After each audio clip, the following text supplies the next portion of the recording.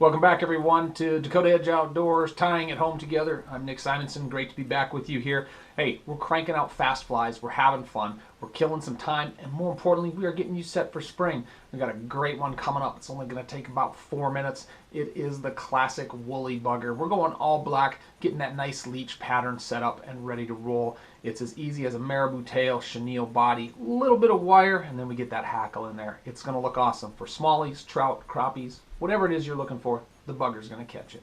Let's tie one up right now.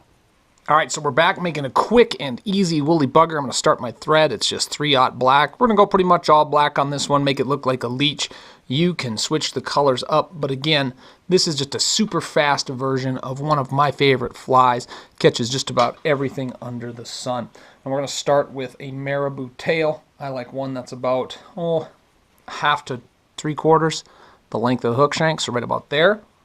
Just take a pinch of some strung marabou, cutting it off. And again, these flies are quick, super easy.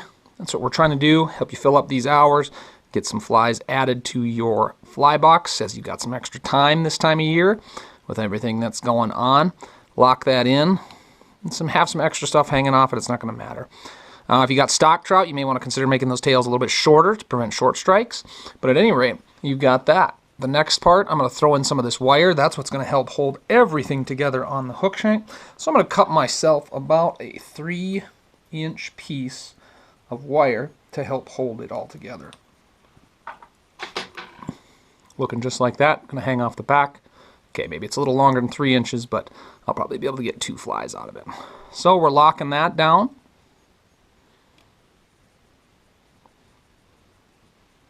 And then we're looking at about the 2/3 mark, right up where my thread kind of ends. I'm going to tie in chenille to help me make the body.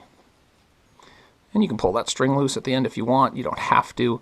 Like I said, we're doing this fast, quick, easy, just to make it simple, so you can tie a bunch of them up. But again, you can add lead, you can add bead heads, you can add rubber legs, you can make these things as crazy as you want. We're just trying to show you how you can do it quickly and then modify from there.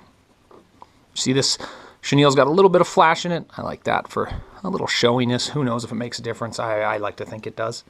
But yeah, if you're fishing trout, smallies, crappies, bluegills, it's good to have some woolly buggers at your disposal. Quick, cheap, effective, and easy to tie. Got that locked in. Cut there. Next thing we're going to do is we're going to take a piece of hackle.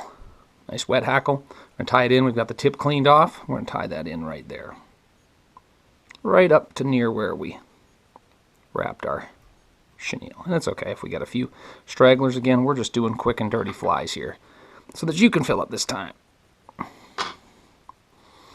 And once you got it locked in, clip the end with your hackle pliers so that it holds it or doesn't.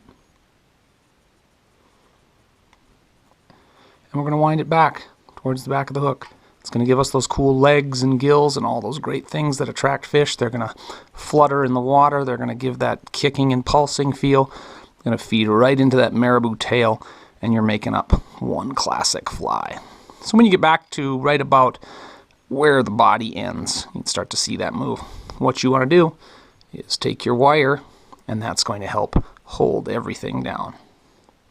And gently wiggle it through all of those awesome fibers.